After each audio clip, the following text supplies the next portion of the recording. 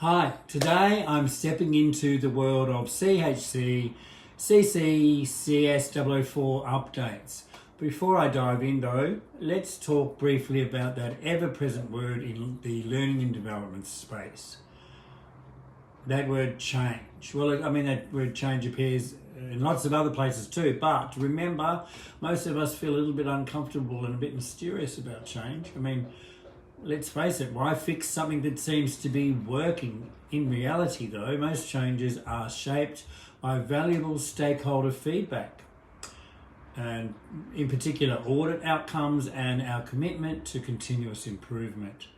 So updates have been made to the Traineeship edition of the CHCCCS004, and they were made due to these outcomes and to the outcomes of recent ASCA audits, and to address stakeholder feedback, and that might be trainer feedback, assessor feedback, student feedback. So a refresh was needed, and so I can hear you ask, what's new then in the world of CHCCCS004? Well, let's have a look at the unit guide. Assessment tasks are now clearly provided for both delivery streams, standard and traineeship versions. So it's important for you as the trainer or the assessor to check which version that you're working in. Each phase of the traineeship delivery is also provided, giving you clear information around what unit sits within each phase. So if we look at the CHCCCS004, it's the first unit of the phase 2 traineeship delivery. For trainees, there is now a requirement to record their study hours, supporting the students' accountability and visibility of their effort. And for the trainers, there is a new expectation to log workplace interactions with each trainee. This helps to better capture their learning journey and obviously their engagement in that journey. If we have a look at the learning resources, the unit topics have not changed from the original version. The look and feel of the content has, and this again has been driven by stakeholder feedback. So you might find some new infographics or some different ways of presenting the learning information, better imagery and stuff like that. Looking at the assessments, there's a big win here for both students and trainees, especially within the traineeship space. I feel the result is a more approachable, cohesive assessment experience for everybody. So the standard assessment suite remains the same with a total of 4 assessments. You've got your knowledge questions, your simulations, and your role plays. In the traineeship suite of assessments, however, it also houses the same knowledge questions as the original version, but has replaced the simulations and the role plays with assessment task 2, supporting clients with coexisting needs. Now this assessment requires the students to download 3 templates, populate them with the required data, and upload them as part of their assessment outcome.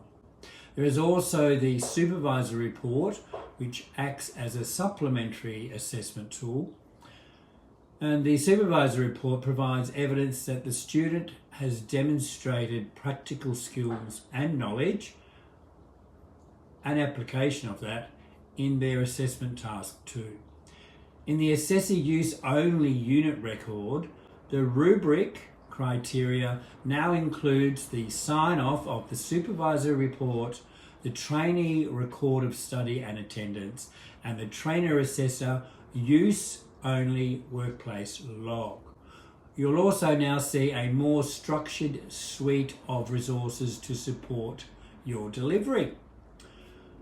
Through further deliberation and chats with some stakeholders, PowerPoints have been removed, but we still have the student guides, the trainer's guide to traineeships, the supervisor's guide to traineeships, and the session plans.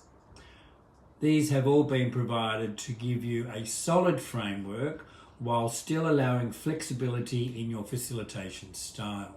I mean, after all, we want to provide you with these tools, but we don't want you to lose your creative agency.